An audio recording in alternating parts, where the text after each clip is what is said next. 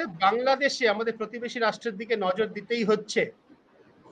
নজর দিতে হচ্ছে তার কারণ মাত্র ১.৫ মাস আগে গণবিক্ষোভের মুখে পতন হয়েছিল বাংলাদেশের শেখ হাসিনার নেতৃত্বে নির্বাচিত সরকারের, আমরা সবাই জানি। সরকারের এবং শাসক দল আওয়ামী লীগের স্বৈরাচারের বিরুদ্ধে আন্দোলনের নেতৃত্বে ছিল সেদেশের ছাত্র সমাজ। এখন দেখা যাচ্ছে মোহাম্মদ ইউনূসের নেতৃত্বে যে অন্তর্বর্তী সরকারের শাসন, অনেকেই মনে করছেন ক্রমশ মৌলবাদী শক্তির কবলে চলে যাচ্ছে। সাংবাদিক সহ বিরুদ্ধ মতাবলম্বী সমস্ত মানুষের উপর নেমে আসছে রাষ্ট্রের পীড়ন। যে অভিযোগে হাসিনা সরকারের বিরুদ্ধে মানুষ রাস্তায় নেমেছিলেন, হুবহু সেই একই ধরনের কাজ করছেন বর্তমান সরকার, এরকম অভিযোগ আসছে। বাংলাদেশ কি মৌলবাদী শক্তির হাতে চলে যাচ্ছে? এখনো এই প্রশ্নের জবাব সুস্পষ্টভাবে দেওয়ার কতটা সময় হয়েছে তা বলতে পারছি না।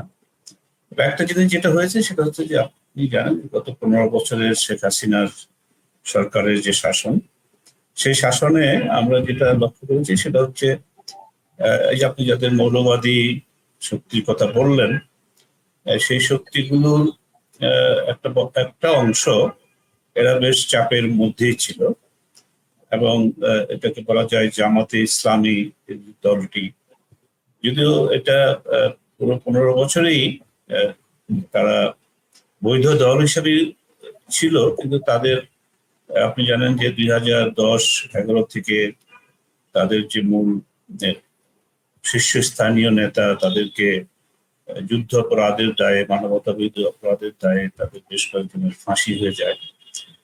এরপরে দলটি থাকলেও সেটা খুব ততটা চাঙ্গা হিসাব, মানে একটু বেশ নির্জীব অবস্থাতেই ছিল বলা যেতে পারে।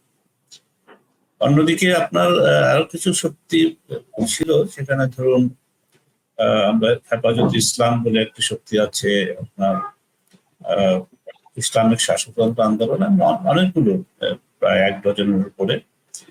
তাদের সঙ্গে কখনো কখনো শেখ হাসিনা সরকার কখনো তাদের সঙ্গে আপোষ করে চলতো, আবার কখনো কখনো তাদেরকে আপনার লাঠিপেটা করতো, গ্রেপ্তার করতো ইত্যাদি। আপনি জানেন যে সর্বশেষ যে সফরে ভারতের প্রধানমন্ত্রী মোদী এসেছিলেন বঙ্গবন্ধু শতবার্ষিকী যাপনের উপলক্ষে, মানে হেফাজত ইসলাম তারা প্রচন্ড বিক্ষোভ করেছিল এবং বেশ কয়েকদিন মারাও গিয়েছিল সেই বিক্ষোভ, মোদীর বিরুদ্ধে বিক্ষোভ। তখন তাদের উপরে বেশ চড়াও হয়েছিল। শেখ হাসিনা সরকার নেতৃত্বের শীর্ষস্থানীয় নেতৃত্বকে জেলে করেছিল, এটা একটা ব্যাপার ছিল। আবার কিছুদিন পরে দেখা গেছে যে এদের সঙ্গেই গোপনে গোপনে তারা আবার আপোষ করে, অর্থাৎ আওয়ামী লীগ তার মূল প্রতিদ্বন্দ্বী মনে করতো রাজনৈতিক বিএনপিকে, এবং বিএনপিও একটি ডানপন্থী মধ্য ডান, এখন সেখানে মুক্তিযুদ্ধের শক্তিও কিছু কিছু আছে, কিন্তু মূলত ঝোঁকটা তাদের ডানপন্থার দিকে, এবং তাদের সঙ্গে জামাত ইসলামের একটা সখ্যতা ছিল, একসাথে সরকারেও ছিল। তো এই কাজগুলো করতো আর কি। বিএনপিকে কখনো ঠাসা করার জন্য জামাত ইসলাম, এমনকি জামাত ইসলামের সঙ্গেও আপোষ সভা করার মানে বিভিন্ন সময় করার চেষ্টা করছে। কাজেই মৌলবাদী এই দলগুলো সেভাবে আছে। কিন্তু শেখ হাসিনার সরকারের পতনের পরে আমরা যেটা প্রথম যে জিনিসটা দেখি, তখন কিন্তু ১লা আগস্ট শেষের দিকে এসে ১লা আগস্ট শেখ হাসিনা সরকার জামাত ইসলামীকে নিষিদ্ধ ঘোষণা করে, এবং তারা বলে যে এই যে সমস্ত কিছু হচ্ছে আন্দোলন এবং সহিংসতা, এই সহিংসতার পিছনে জামাত এবং বিএনপি তাদের হাত আছে, তাদের ক্যাডার আছে, এ কথা বলে আপনার ২০০৯ সালের একটি আইন আছে যেটা অ্যান্টি টেররিজম অ্যাক্টের, সেটা একটা ধারায় তাদেরকে ১লা আগস্টে, এর মধ্যে কিন্তু ১৫ বছর ধরে তারা কিন্তু ছিল, তারা দল হিসেবে ছিল, শুধু নির্বাচনে অংশগ্রহণ করতে পারতো না অন্য একটি কারণে। কিন্তু এই ১লা আগস্ট যখন তাদেরকে নিষিদ্ধ করলো একটি পরিপত্রের মাধ্যমে, ঠিক আছে, তো 5ই আগস্ট শেখ হাসিনা সরকারের পতন ঘটলো, এবং আমরা যেটা দেখলাম আমাদের সেনাবাহিনী প্রধান তিনি রাজনৈতিক দলগুলোর সাথে বৈঠক করলেন তখন, এবং ওই শূন্যতাটা কিভাবে পূরণ করা যায়, সরকার নেই তখন সেই শূন্যতা, তখন তিনি বললেন যে এখন আমি দায়িত্ব নিচ্ছি, কিন্তু তিনি রাজনৈতিক দলগুলোর সাথে বৈঠক করেন। এবং তখনও কিন্তু জামাত ইসলামী দলটি নিষিদ্ধ কাগজে কলমে, কিন্তু তিনি প্রথম যে নামটি বললেন যে যাদের যাদের সাথে বৈঠক করেছেন সেটা হচ্ছে জামাত ইসলামের যে আমির শফিকুর রহমান, তার কথা। তার মানে তখন আর জামাত ইসলামী কাগজে কলমে নিষিদ্ধ থাকলেও সেটার বৈধতা কিন্তু তখন চলে আসলো। পরবর্তীতে অবশ্য এরা আইনগতভাবেই আদালতের মাধ্যমে এই সরকার, অন্তর্বর্তীকালীন সরকার, সেটা করেছে যে আপনার বৈধতা। কাজে জামাতের এই বৈধতার প্রশ্নে এগুলো নিয়ে আছে আলোচনা, তেমন তারা এখন বৈধ দল হিসেবে আছে। কিন্তু এটার চেয়েও বড় যে জিনিসটা আপনার বাংলাদেশে খুব একটা আলাপ হচ্ছে না, কিন্তু এই কথাটা আলাপ হচ্ছে না এই জন্য আমাদের পত্রপত্রিকাগুলো সেগুলো ঠিক সেইভাবে তুলে ধরছে না বা ধরতে পারছে না, যে কারণেই হোক। দুটো একটা পত্রিকা হয়তো সেটা নিয়ে রিপোর্ট করছে। এটার পরে যেটা হয়েছে যে আপনার আরেকটি দল যেটা খুব চাপ দিচ্ছে, তারা 2009 থেকে আপনার হিজবুত তাহরির বলে একটি সংগঠন আছে, যেটা শুধু বাংলাদেশে না আন্তর্জাতিক ভাবেও এটা অনেক দেশেই নিষিদ্ধ। এটাকে 2009 সালে বাংলাদেশ নিষিদ্ধ করেছিল, এবং তারা ওই নিষিদ্ধ থাকা অবস্থাতেই এই আন্দোলনের সময়ে আগে এবং পরে, এই গণ অভ্যুত্থানের আগেও পরে তারা মিছিল করেছে, তারা রাস্তায় নেমেছে, এবং তারা পরবর্তীতে আদালতের মাধ্যমে গিয়ে তারা সংবাদ সম্মেলন করে বলেছে যেহেতু জামাত ইসলামকেও মানে যে তাদের প্রতি যে নিষেধাজ্ঞাটা ছিল তা তুলে নেওয়া হয়েছে, আমাদেরকেও আমাদের নিষেধাজ্ঞা তুলে নিতে হবে। এখানে একটু মজার ব্যাপার, সরকার এখনই এই সময়ই মানে তারা কিছু করছে না। তারা এখনো পর্যন্ত প্রায় 10-12 দিন হয়ে গেল তারা এই দাবিটা তুলেছে আনুষ্ঠানিকভাবে, কিন্তু এখনো কোনো কথা শোনা যাচ্ছে। এটা একটা। আরেকটা হচ্ছে যে এর মধ্যে আমরা যে কিছু লক্ষ্য করেছি, যেমন ধরুন আনসারুল্লাহ বাংলা টিম, তার নেতা জসিমউদ্দিন রাহানি, তিনি খুব ভারত বিরোধী কথা বলেন। তিনি 5 বছর জেল খেটেছেন আমাদের দেশে একজন ব্লগার হত্যার দায়ে, রাজীব নামে ব্লগার। তিনি আপনার খোলামেলা কথা বলেন, তিনি একজন এথিস্ট হিসেবে পরিচিত, তিনি ধর্ম সম্পর্কে তার বিভিন্ন ধরনের মন্তব্য, মুক্ত বক্তব্য, এগুলো নিয়ে তাদের অনেক ক্ষোভ আছে, এবং সেখানে আনসারুল্লাহ বাংলা টিমের একটা সংশ্লিষ্টতা ছিল, এটা আদালতে প্রমাণিত হওয়ার পরে, এবং 5 বছরের জন্য তার জেল হয়। সেই জেল তার শেষ হয়ে যাওয়ার পরেও তার বিরুদ্ধে আরো বেশ কয়েকটি মামলা থাকার কারণে তিনি জেলেই ছিলেন, খুব হাই সিকিউরিটি জেল, কাশিমপুর জেলে। তো সেখানে থেকে তিনি এই 5ই আগস্টের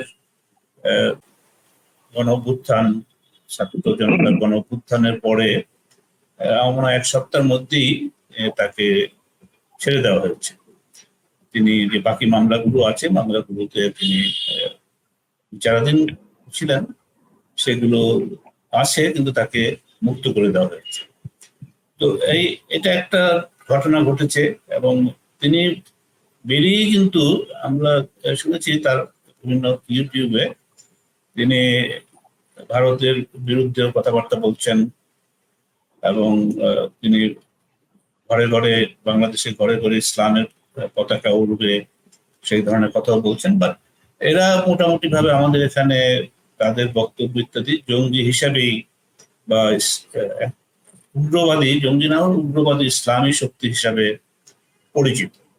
এরকম আরো আছেন আপনার বেশ কয়েকজন। আপনারা একটা পত্রিকায়, ডেইলি স্টার পত্রিকায় কিছুদিন আগে একটা রিপোর্ট দিয়েছিলেন, গত 3-4 দিন আগে, ফরিদ ভাই, এই ধরনের যে সংগঠনগুলোর কথা আপনি বলছেন, এদের প্রভাবের কথা তো আমরা শুনলাম, বা এদের উত্থানের কথা শুনছি।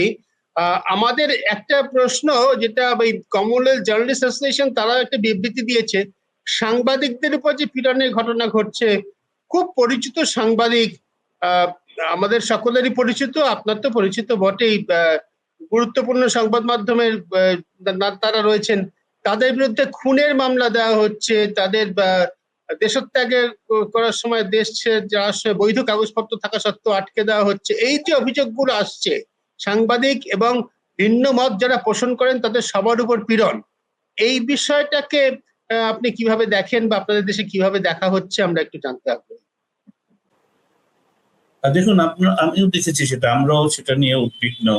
এবং আমরা যেটা একটা জিনিস দেখেছি যে একটা হিসাব করা হয়েছে, বেশ কয়েকটা ভাবে মামলা হয়েছে, তার মধ্যে 102 জনের মতো সাংবাদিক বিভিন্ন খুনের মামলার আসামি হিসাবে তারা আছে, তাদের নামে খুনের মামলা দেওয়া হয়েছে।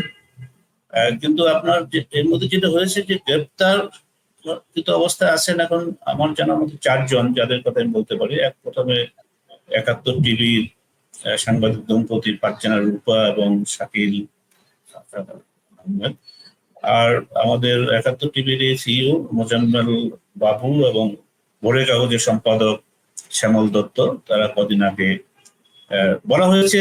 আমরা যেটা দেখেছি, মানে আমরা যেভাবে ন্যারেটিভটা আমাদের কাছে এবং পত্রিকাও যেভাবে ছাপা হয়েছে, সেটা হচ্ছে যে তারা মোজাম্মেল বাবু এবং শ্যামল, তারা ময়মনসিংহের একটা বর্ডার এলাকা দিয়ে, বর্ডার এলাকার কাছে ছিলেন এবং তার মনে করা হচ্ছিল তারা সেই এলাকা দিয়ে বর্ডার পার হয়ে যাবেন। তাদের সঙ্গে পাসপোর্ট ইত্যাদি ছিল, কিন্তু সেখানে কোনো আমাদের ইমিগ্রেশনের কোনো চেকপোস্ট বা ইত্যাদি সেই এলাকাটাতে নেই।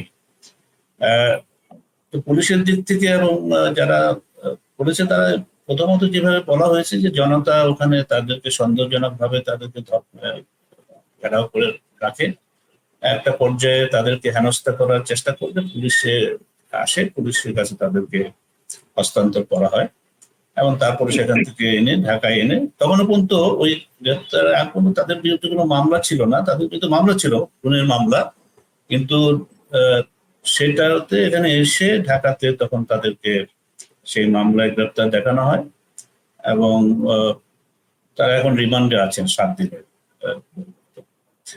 এখন এগুলো আছে, এটা নিয়ে আছে, এবং এটা নিয়ে যেটা হচ্ছে যে সাংবাদিকদের বিরুদ্ধে যে ঢালাও মামলা দেওয়া হচ্ছে, এটার ব্যাপারে এখানে সাংবাদিক সমাজের মধ্যেও প্রতিবাদ হয়েছে। তাদের এখানে যে সংগঠন আছে বেশ কয়েকটি, তারাও প্রতিবাদ করেছে, বিবৃতি দিয়েছে, কিন্তু মৃদু প্রতিবাদ। এবং যে এখানে যে সম্পাদক পরিষদ আছে, বেশ সম্পাদকদের একটি সংগঠন, তারাও এটার প্রতিবাদ একবার নয় বেশ কয়েকবার করেছে, এমন বলেছে যে এইভাবে করাটা ঠিক হচ্ছে না। এবং সম্পাদকদের মন্ডলীর পক্ষ থেকে মাহফুজা নাম ডেইলি স্টারের তিনি প্রধান উপদেষ্টার কাছে এটা তুলে ধরেছেন, বলেছেন যে এই ধরনের মামলাগুলো করা সমীচীন, ঠিক হচ্ছে না এবং গ্রহণযোগ্য নয়, এবং যদি কারোর বিরুদ্ধে কোনো সুনির্দিষ্ট অন্য কোনো অভিযোগ থাকে সেটা তদন্ত করে সেভাবে করা দরকার।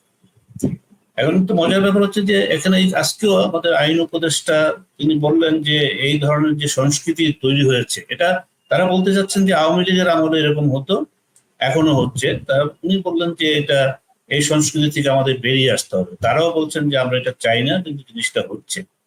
এবং এটার মধ্যে একটা যে জিনিস এখানে দেখা যাচ্ছে, যে আমি এই কথাটা বলে আমি একটু আপনার শেষ করতে চাই এই জায়গাটা, যে আমাদের এখানে আপনি দিল্লিতে বা কলকাতায় বসে সাংবাদিকদের অবস্থাটা ঠিক আপনি পুরোপুরিটা বুঝবেন। এটা দুঃখজনক ভাবে হলো বাংলাদেশের সাংবাদিকদের একটা বড় অংশ, সবাই না, বড় অংশেই কেউ হয়তো সরকারের দলের সঙ্গে যুক্ত, নয়তো তারা বিরোধী দলের সাথে যুক্ত। যখন শেখ হাসিনা ক্ষমতায় ছিলেন বলাই হতো যে এরা আওয়ামী এবং মুক্তিযুদ্ধ ইত্যাদি এদের পক্ষের শক্তি। আমি সবাই বলছিলাম, মানে বাট একটা বড় অংশ। আবার কেউ ছিল বিএনপি, জামাত, তাদের অংশ। আমাদের প্রেস ক্লাব বলুন, অন্যান্য সংগঠন বলুন, এগুলো এইভাবে বিভক্ত। এখন যাদেরকে এখন ধরা হচ্ছে তারা মনে করা হচ্ছে যে এরা বিগত সরকারের কাছ থেকে অনেক সুযোগ সুবিধা নিয়েছে এবং তাদের পক্ষে অনেক ছাপাই গিয়েছে। এই জন্য যারা মানে আপনার অন্য পন্থী বা যারা তাদের বিরোধী ছিল তারা এটা নিয়ে খুব একটা গা করছে না। তারা বলছে যে ব্যাপারটা ঠিকই হয়েছে, তুমি এত বেশি করেছো, এই যে তোমার পক্ষে আমি এখন করবো কেন। মানে এই যে বিভক্তিটা সাংবাদিকদের মধ্যে বাংলাদেশে, এটা খুব একটা ভালো দিক না। কিন্তু আবার ওই পক্ষের যখন সাংবাদিকরা এইভাবে হেনস্থা হয়েছে, যেমন আপনি এই সম্মুখে এখানে আছেন, আমি বলি আমাদের প্রথম আলোর সম্পাদক আমাদের মতিউর রহমান ভাই, তিনি অযথাই হেনস্থা হলেন। তাকে গ্রেপ্তার করা, একটা অবস্থা করা, তাকে আদালতে হাজির হওয়া, তখন কিন্তু আবার এই যে আজকে যারা হেনস্থা হচ্ছে তারা নেতৃত্বে ছিলেন এই শ্যামল দত্ত বলুন বা তিনি জাতীয় প্রেস ক্লাবের সাধারণ সম্পাদক ছিলেন, তিনি কিন্তু এগিয়ে আসেন। এই মোজাম্মেল বাবু তারাও কিন্তু সম্পাদক পরিষদ খুব একটা এটাকে নিন্দা করেন যেভাবে করার দরকার ছিল।